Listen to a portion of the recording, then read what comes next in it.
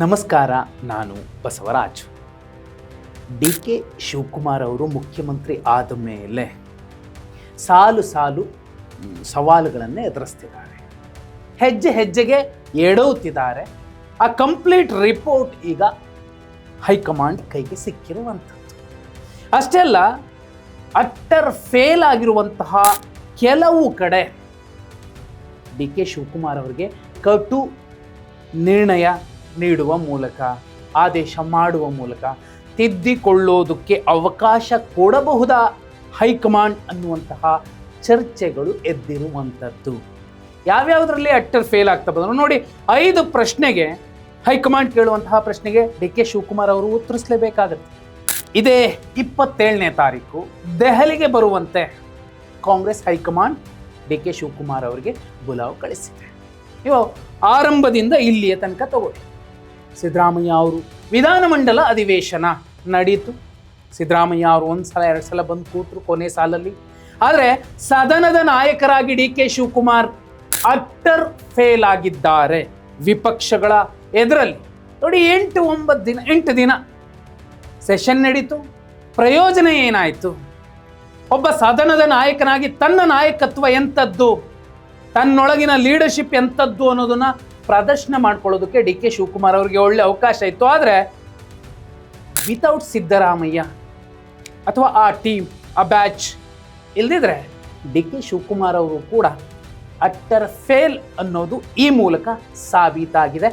ಸಿದ್ದರಾಮಯ್ಯ ಅವರ ಮಹಾಮೌನ ಈ ಮೊದಲ ಪ್ರಕರಣದಲ್ಲೂ, ಮೊದಲ ಪ್ರಶ್ನೆಯಲ್ಲೂ ಕೂಡ ಒಂದು ಒಳ್ಳೆ ಮಾರ್ಕನ್ನು ಹೈಕಮಾಂಡ್ ಮುಂದೆ ತಗೊಂಡಂತೆ ಕಾಣುತ್ತೆ.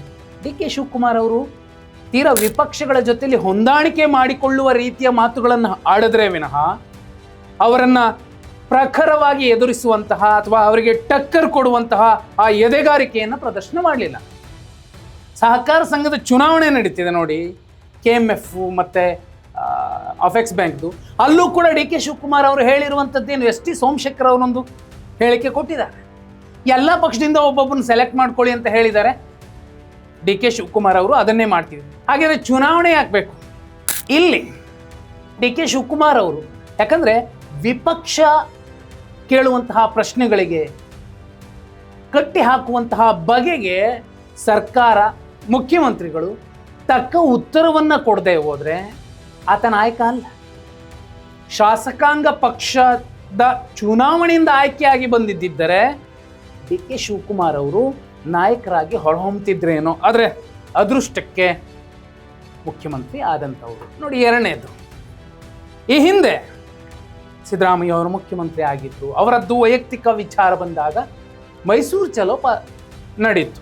ಆದರೆ ಡಿ ಕೆ ಶಿವಕುಮಾರ್ ಅವರು ಮುಖ್ಯಮಂತ್ರಿ ಆಗಿ ಸರಿಯಾಗಿ 3 ತಿಂಗಳಾಗಿಲ್ಲ, 2ನೇ ಪಾದಯಾತ್ರೆಗೆ ವಿಪಕ್ಷಗಳು ಸಜ್ಜಾಗಿವೆ. ಅದರಲ್ಲೂ BJP, JDS ಬಿಡದಿ ಯಾತ್ರೆ ಮಾಡ್ತು. ಬಿಡದಿ ಪಾದಯಾತ್ರೆ ಸ್ವಲ್ಪ ಮಟ್ಟಿಗೆ ಯಶ ಕಾಣ್ತು.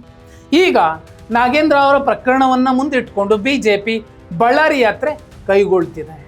ಅವತ್ತು ಇದೇ BJPಯ ವಿರುದ್ಧ ಇದೇ ಕಾಂಗ್ರೆಸ್ ಬಳ್ಳಾರಿ ಪಾದಯಾತ್ರೆ ಮಾಡಿತ್ತು. ಇವತ್ತು ಇದೇ ಕಾಂಗ್ರೆಸ್ ವಿರುದ್ಧ BJP ಪಾದಯಾತ್ರೆ ಮಾಡ್ತಿದೆ. ಅಂದರೆ ಸರ್ಕಾರದ ಅತ್ಯುನ್ನತ ಸ್ಥಾನದಲ್ಲಿ ಕೂತಂತಹ ನಾಯಕ, ಮುಖ್ಯಮಂತ್ರಿ ಯಾವ ರೀತಿ ವಿಪಕ್ಷಗಳನ್ನು ಜಾಡಿಸ್ತಿದ್ದಾರೆ, ಸೈದ್ಧಾಂತಿಕವಾಗಿ ದತ್ತಾಂಶಗಳ ಮೂಲಕ ಅಥವಾ ಸೂಕ್ತ ಉತ್ತರ ಕೊಡುವ ಮೂಲಕ, ಅದು ಯಾವ ಕೆಲಸವನ್ನು ಡಿ ಕೆ ಶಿವಕುಮಾರ್ ಅವರು ಮಾಡಿಲ್ಲ. 2ನೇ ವಿಚಾರದಲ್ಲೂ ಕೂಡ ಡಿ ಕೆ ಶಿವಕುಮಾರ್ ಅವರು ಅಟ್ಟರ್ ಫೇಲ್. ಇನ್ನು 3ನೇ ಲೆಕ್ಕ, ಆ ಕಡೆ ಕಾಂಗ್ರೆಸ್ನ ಒಂದು ರೀತಿಯಲ್ಲಿ ಅಧಿನಾಯಕ ರಾಹುಲ್ ಗಾಂಧಿ, ಅದಾನಿ, ಗೌತಮ್ ಅದಾನಿ BJP ಏಜೆಂಟ್ ಅಂತ ಕಿರಿಚ್ತಿರ್ತಾರೆ. ಅಥವಾ ಕೇಂದ್ರ ಸರ್ಕಾರದ ಗುಲಾಮ ಅಂತ ಖರ್ಗೆ ಅವರು, ಮಲ್ಲಿಕಾರ್ಜುನ್ ಖರ್ಗೆ ಅವರು, ಗೃಹ ಸಚಿವರು ಹೇಳ್ತಾರೆ. ಆದರೆ ಅದೇ ಅದಾನಿ ಅವರ ಜೊತೆಯಲ್ಲಿ ಮನೆ ಕರೆಸ್ಕೊಂಡು ಮಾತುಕತೆ ನಡೆಸಿ ಸುಮಾರು 22,000 ಕೋಟಿಯ ಪ್ರಾಜೆಕ್ಟನ್ನು ಕಡಿಮೆ ಬಿಡ್ಗೆ ಅವ್ರ ಕಂಪ್ನಿಗೆ ಕಾಂಗ್ರೆಸ್ ಮುಖ್ಯಮಂತ್ರಿ ಕೊಡ್ತಾರೆ. ಅಂದರೆ ಹೈಕಮಾಂಡ್ ಯಾಕೆ ಪ್ರಶ್ನೆ ಮಾಡಬಾರ್ದು ಡಿ ಕೆ ಶಿವಕುಮಾರ್ ಅವರನ್ನು? ಕೇಳ್ತಾರೆ. ಇದ್ರ ಮಧ್ಯೆ ನೋಡಿ, ನೈಸ್ ಕಂಪನಿಯನ್ನು ಆಲ್ಮೋಸ್ಟ್ ಕೊಂಡ್ಕೊಂಡಿರಬಹುದು ಡಿ ಕೆ ಶಿವಕುಮಾರ್ ಅವರು. ಟ್ಯಾಕ್ಸ್ ಕಟ್ಟಬೇಡಿ, ನಿಮಗೆ ಕೈ ಮುಗಿತೀವಿ ಅಂತ ಕುಮಾರಸ್ವಾಮಿ ಅವರು ಮನವಿ ಮಾಡ್ಕೊಳ್ತಿದ್ದಾರಲ್ಲ. ಈ ಗಂಭೀರ ಆರೋಪಕ್ಕೂ ಕೂಡ ಮುಖ್ಯಮಂತ್ರಿಗಳು ಉತ್ತರ ಕೊಡಬೇಕು. ಕೊಡ್ತಾರೋ ಇಲ್ಲೋ ಗೊತ್ತಿಲ್ಲ. ಅಥವಾ ಡಿ ಕೆ ಶಿವಕುಮಾರ್ ಅವರ ವಿಚಾರವಾಗಿ ಕುಮಾರಸ್ವಾಮಿ ಅವರು ಮಾಡಿರುವಂತಹ ಆರೋಪ ನಿಜವಿದ್ದಿರಬಹುದಾ? ಹಾಗಾದ್ರೆ ಎಷ್ಟು ದಿನ ಟ್ಯಾಕ್ಸ್ ಕಟ್ಟಿದವರು ಎಲ್ಲ ದುಡ್ಡು ಮನೆಗೆ ಹೋಗಿ ಸೇರಿರಬಹುದಾ ಅವ್ರ ಮನೆಗೆ? ಪ್ರಶ್ನೆ ಮತ್ತು ಅನುಮಾನ ಚರ್ಚೆಗಳು ಹುಟ್ಟು ಹಾಕಿರೋ ಸಂದರ್ಭದಲ್ಲಿ ಡಿ ಕೆ ಶಿವಕುಮಾರ್ ಅವರು ಉತ್ತರ ಕೊಡಬಹುದಿತ್ತು. ಮತ್ತೆ ಸಂಪುಟ ಬಿಕ್ಕಟ್ಟು ಚಿಂದಿ ಚಿತ್ರಾನ್ನ. ಈಗ ನೋಡಿ, ಇನ್ನೂ 5 ಜನ ತೆಗಿತಾರಂತೆ. 5 ಜನ ತೆಗೆದ್ರೆ ಅದು ಜನತಾ ಪರಿವಾರದ ನಾಯಕರನ್ನ ಮುಟ್ಟಿದ್ರೆ ಸಿದ್ದರಾಮಯ್ಯ ಅವರು. ನೋಡಿ, ಕಾಂಗ್ರೆಸ್ನಲ್ಲಿ ಮೂಲ ಕಾಂಗ್ರೆಸ್, ವಲಸಿಗ ಕಾಂಗ್ರೆಸ್ ಅಂತ ನೀವೆಷ್ಟೇ ಎಗರಾಡಿ ಕುಣಿದಾಡಿದ್ರು ಕೂಡ ಮೂಲ ಕಾಂಗ್ರೆಸ್ಸಿಗರಿಗಿಂತಲೂ ಹೆಚ್ಚಿನ ತಾಕತ್ತು, ಜನಮನ್ನಣೆ, ಮತಗಳನ್ನು ಸೆಳೆಯುವಂತಹ ಆ ಗಟ್ಟಿತನ ಜನತಾ ಪರಿವಾರದ ನಾಯಕರಲ್ಲಿದೆ. ಇಲ್ಲಾಂದ್ರೆ ಯಾಕೆ ಹೊರಗಿನಿಂದ ಬಂದವರು ಪಕ್ಷದಲ್ಲಿ ಅಷ್ಟು ಬೇಗ ಮುಖ್ಯಮಂತ್ರಿಗಳಾದ್ರು, ಅಷ್ಟು ಬೇಗ ಅತ್ಯುನ್ನತ ಖಾತೆಗಳನ್ನು ನಿಭಾಯಿಸಿದ್ರು? ಯಾಕೆ ಮೂಲ ಕಾಂಗ್ರೆಸ್ಸಿಗರಲ್ಲಿ ಇರಲಿಲ್ವಾ? ಪ್ರಶ್ನೆ ಬರುತ್ತೆ. ಒಂದು ವೇಳೆ ಅವರನ್ನೇ ಮುಟ್ಟಿದ್ರೆ ಇದೇ ಕಾರಣ ಇಟ್ಕೊಂಡು 17 ಜನತಾ ಪರಿವಾರದ ಹಿನ್ನೆಲೆಯ ನಾಯಕರಿಗೆ ಹೇಗೆ ಸಚಿವರನ್ನಾಗಿ ಮಾಡಿದ್ರಿ ಅಂತ ಒಂದು ಡಿ ಕೆ ಟೀಮ್ ಪ್ರಶ್ನೆ ಮಾಡಿರಬಹುದಲ್ಲ ಹೈಕಮಾಂಡ್ ಮಟ್ಟದಲ್ಲಿ. ಆ ಲೆಕ್ಕಾಚಾರಕ್ಕೆ ಏನಾದರೂ 5 ಜನನ ಅವರನ್ನೇ ಮುಟ್ಟಿದ್ರೆ ಸುಮ್ಮನೆ ಬಿಡೋದು ಇಲ್ಲ. ಹಾಗೆ ನೋಡಿದ್ರೆ ಸರ್ಕಾರಕ್ಕೂ ಕೂಡ ಸಂಚಕಾರ ಬರಬಹುದು. ಕೆಲವು ಮಾಧ್ಯಮಗಳಲ್ಲಿ ಅದು ಕೂಡ ಉಲ್ಲೇಖ ಆಗ್ತದೆ. ಯಾವಾಗ ಬೇಕಾದ್ರೂ ಬಿದ್ದೋಗ್ಬೋದು. ಇನ್ನೂ ಒಂದ್ಸಲಿ ಸಂಪುಟವನ್ನ ಸರ್ಜರಿ ಮಾಡೋಕೆ ಹೋಗಿ ವಿಸ್ತರಣೆಯ ಲೆಕ್ಕಾಚಾರಗಳನ್ನು ಹಾಕ್ಕೊಂಡ್ರೆ ಈಗಲೇ ಶಿಸ್ತಿಲ್ಲದ ಶಾಸಕರ ಜೊತೆಯಲ್ಲಿ ಡಿ ಕೆ ಶಿವಕುಮಾರ್ ಅವರು ಅಕ್ಷರಶಃ ಎಣಗಾಡ್ತಿದ್ದಾರೆ. ಇನ್ನು ಸಿದ್ದರಾಮಯ್ಯ ಅವರ ಮೌನ ಗೊತ್ತು. ಮಾಸ್ ಲೀಡರ್, ಏಕೈಕ ಮಾಸ್ ಲೀಡರ್ ಕಾಂಗ್ರೆಸ್, ಕರ್ನಾಟಕ ಕಾಂಗ್ರೆಸ್ನಲ್ಲಿ. ಅವರಿಂದಾನೇ 2023 ವಿಧಾನಸಭಾ ಚುನಾವಣೆಯಲ್ಲಿ ಒಳ್ಳೆ ರಿಸಲ್ಟ್ ಬಂತು. ಜೊತೆಲಿ ಡಿ ಕೆ ಶಿವಕುಮಾರ್ ಅವರ ಸಂಘಟನೆಯೂ ಕೂಡ ಜೊತೆಯಾಗಿತ್ತು. ಆದರೆ ಅಂತಹ ನಾಯಕನನ್ನ ಕಡೆಗಣಿಸುವಂತಹ ಫ್ಯೂಡಲ್ ಮನಸ್ಥಿತಿಯ ಮನೋಧೋರಣೆ ಡಿ ಕೆ ಶಿವಕುಮಾರ್ ಅವರು ಪರೋಕ್ಷವಾಗಿ ಪ್ರದರ್ಶಿಸ್ತಾ ಹೋದ್ರ, ಅಥವಾ ಸುದ್ದಿ ನೋಡುವ ಓದುವ ಎಲ್ರಿಗೂ ಕೂಡ ಗೊತ್ತಾಗುತ್ತೆ ಡಿ ಕೆ ಶಿವಕುಮಾರ್ ಅವರು ಉದ್ದೇಶಪೂರ್ವಕವಾಗಿ ಮಾಡಿರೋ ಸಾಧ್ಯತೆಗಳಿದೆ ಅಂತ. ಈಗ ನೋಡಿ, ಸಿದ್ದರಾಮಯ್ಯ ಅವರು ಹೊರಗೆ ಕೂತಿದ್ದಾರೆ. ಮಹತ್ವದ ಕಾರ್ಯಕ್ರಮವೊಂದರಲ್ಲಿ ನನ್ನ ಹತ್ರ ಇವತ್ತು ಅಧಿಕಾರ ಇಲ್ಲ, ನಾನು ಒಳ ಮೀಸಲಾತಿಗೋಸ್ಕರ ಹೋರಾಡ್ತೀನಿ ಅಂತ ಮಾತಾಡಿ. ಸೆಪ್ಟೆಂಬರ್ 6ನೇ ತಾರೀಕು ಬೃಹತ್ ಹಿಂದುಳಿದ ವರ್ಗಗಳ ಸಮಾವೇಶ ನಡೆಯುತ್ತೆ. ಅಲ್ಲಿ ಜಾತಿ ಗಣತಿ ಅನುಷ್ಠಾನ ಆಗಲೇಬೇಕು ಅಂತ ಒತ್ತಾಯಿಸಿದ್ರೆ ಡಿ ಕೆ ಶಿವಕುಮಾರ್ ಅವರಿಗೆ ದೊಡ್ಡ ಸವಾಲಾಗುತ್ತೆ. ಏನೂ ಮಾಡ್ಲಿಕ್ಕೆ ಆಗೋದಿಲ್ಲ ಡಿ ಕೆ ಶಿವಕುಮಾರ್. ಹೈಕಮಾಂಡ್ ಕೂಡ ಇದನ್ನ ಪ್ರಶ್ನೆ ಮಾಡ್ಲಿಕ್ಕೆ ಆಗೋದಿಲ್ಲ. ನೋಡಿ, ಸಂಪುಟ ಬಿಕ್ಕಟ್ಟು ಸಿದ್ದರಾಮಯ್ಯ ಅವರ ಮೌನ. ಸಿದ್ದರಾಮಯ್ಯ ಅವರನ್ನ ಆ ಮೌನದಿಂದ ಹೊರಗೆ ತರಬಹುದಾದ ಜಾಣ್ಮೆ ಡಿ ಕೆ ಶಿವಕುಮಾರ್ ಅಲ್ಲಿ ಇರಲಿಲ್ವಾ?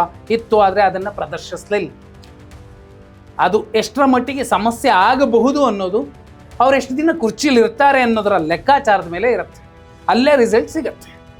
ಇನ್ನೂ ಇಂಪಾರ್ಟೆಂಟ್, ಡಿ ಕೆ ಶಿವಕುಮಾರ್ ಅವರು ಹೆಜ್ಜೆ ಹೆಜ್ಜೆಗೂ ವಿಪಕ್ಷವನ್ನ ಮೆಚ್ಚಿಸುವ, ವಿಪಕ್ಷದ ನಾಯಕರನ್ನ ತಮ್ಮ ಪ್ರಭಾವದ ಮೂಲಕ ಖರೀದಿಸುವ ಅಥವಾ ಅವರನ್ನು ತಮ್ಮ ಮಾತಿಗೆ ತಕ್ಕಂತೆ, ತಾಳಕ್ಕೆ ತಕ್ಕಂತೆ ಕುಣಿಯುವಂತೆ ನೋಡಿಕೊಳ್ಳುವ ಪ್ರಯತ್ನಗಳನ್ನು ಮಾಡುವ ಭರದಲ್ಲಿ ಹೈಕಮಾಂಡನ್ನು ಕೂಡ ಕಡೆಗಣಿಸಿದ್ರು. ಹೈಕಮಾಂಡ್ನ ಒಂದು ಎಚ್ಚರಿಕೆಯ ಸಂದೇಶಗಳೇನಿದ್ವು ಅದನ್ನು ಕೂಡ ಧಿಕ್ಕರಿಸಿದ್ರು. ಈ ಎಲ್ಲ ಪ್ರಶ್ನೆಗಳಿಗೆ ಡಿ ಕೆ ಶಿವಕುಮಾರ್ ಅವರು ದೆಹಲಿಯಲ್ಲಿ ಉತ್ತರ ಕೊಡಬೇಕಾಗತ್ತೆ. ಕಾಂಗ್ರೆಸ್ ಹೈಕಮಾಂಡ್ ಕಠಿಣ ನಿರ್ಧಾರಕ್ಕೆ ಬಂದರೆ, ತಿದ್ದುಕೊಳ್ಳಿ ಇಲ್ಲ ಅಂದರೆ ನಾವು ಬದಲಾಯಿಸ್ತೀವಿ ಅನ್ನುವಂತಹ ಸಂದೇಶ ಕೊಟ್ಟರೆ, ಡಿ ಕೆ ಶಿವಕುಮಾರ್ ಅವರನ್ನು ಉಳಿಸೋದಕ್ಕೆ 135ರಲ್ಲಿ 5 ಜನನೂ ಉಳಿಯೋಲ್ಲ. ಕೊನೆಗೆ ಹೈಕಮಾಂಡ್ ಬರೆದು ಕೊಟ್ಟ ಕಾರಣಕ್ಕೆ ಚೀಟಿಯಲ್ಲಿ ಸಿಎಂ ಆಗಿರು. ಶಾಸಕಾಂಗ ಪಕ್ಷದ ಎಲೆಕ್ಷನ್ ಆಗಿ ಶಾಸಕಾಂಗ ಪಕ್ಷದ ನಾಯಕನ ಆಯ್ಕೆಯನ್ನು ಚುನಾವಣೆ ಮೂಲಕವೇ ಮಾಡಿದರೆ ಡಿ ಕೆ ಶಿವಕುಮಾರ್ ಅವರ ಆಯ್ಕೆನೇ ಬರ್ತಿರಲಿಲ್ಲ. ಡಾಕ್ಟರ್ ಜಿ ಪರಮೇಶ್ವರ್ ಅಂತಹ ನಾಯಕರನ್ನು ಆಯ್ಕೆ ಮಾಡ್ತಿತ್ತು ಸಿದ್ದರಾಮಯ್ಯ ಬಣ. ಡಿ ಕೆ ಶಿವಕುಮಾರ್ ಅವರು ನೋಡಿ, ಈಗಲೂ ಕೂಡ ಎಷ್ಟೊಂದು ವ್ಯತ್ಯಾಸಗಳು, ಎಷ್ಟೆಲ್ಲ ಅಡೆತಡೆಗಳು ಎಡುತ್ತಾನೆ ಇದ್ದಾರೆ ಹೆಜ್ಜೆ ಹೆಜ್ಜೆಗೆ, ಆದರೂ ಕೂಡ ತಿದ್ದುಕೊಳ್ತಿಲ್ಲ. ಯಾವತ್ತು ಆ ಕಚ್ಚಿದ ಆ್ಯಪಲನ್ನು ಮತದಾರರ ಹತ್ತ ಎಸಿತಾರೆ, ಅವತ್ತಿನ ದಿನದಿಂದಲೇ ಹೈಕಮಾಂಡ್ ಅವರನ್ನು ಎಚ್ಚರಿಸ್ತಾ ಬರಬೇಕಿತ್ತು, ಒಂದು ಲಗಾಮ್ ಹಾಕಿ ಹಿಡ್ಕೋಬೇಕಿತ್ತು. ಈಗ ಅವರು ತುಂಬ ಮುಂದೆ ಹೋಗ್ತಿದ್ದಾರೆ. ನಾನು ಸಿ ಎಂ ಸ್ಥಾನದಲ್ಲಿ ಕೂತಿದ್ದೀನಿ, ನಾನು ರಿಸೈನ್ ಮಾಡಿದೆ. ಸಿದ್ದರಾಮಯ್ಯ ಅವರು ರಿಸೈನ್ ಮಾಡಿದಾಗೆ ಅಷ್ಟು ದೊಡ್ಡ ವ್ಯತ್ಯಾಸಗಳಾಗಲಿಲ್ಲ. ಡಿ ಕೆ ಶಿವಕುಮಾರ್ ಅವರಾದರೆ ಏನೂ ಆಗಲ್ಲ. ಹೈಕಮಾಂಡ್ ಈ ತಪ್ಪುಗಳನ್ನು ತಿದ್ದುಕೊಳ್ಳೋದಕ್ಕೆ ಆದೇಶ ಮಾಡುತ್ತಾ ಅಥವಾ ಕಠಿಣ ನಿರ್ಧಾರ ತೆಗೆದುಕೊಳ್ತೀವಿ, ನೀವು ಎಚ್ಚರ ತಪ್ಪಿದ್ರೆ ಮುಂದಿನ ದಿನಮಾನಗಳಲ್ಲಿ ಅನ್ನೋ ವಾರ್ನಿಂಗ್ ಕೊಟ್ಟು ಕಳಿಸಬಹುದು. ಕಮೆಂಟ್ ಮಾಡಿ.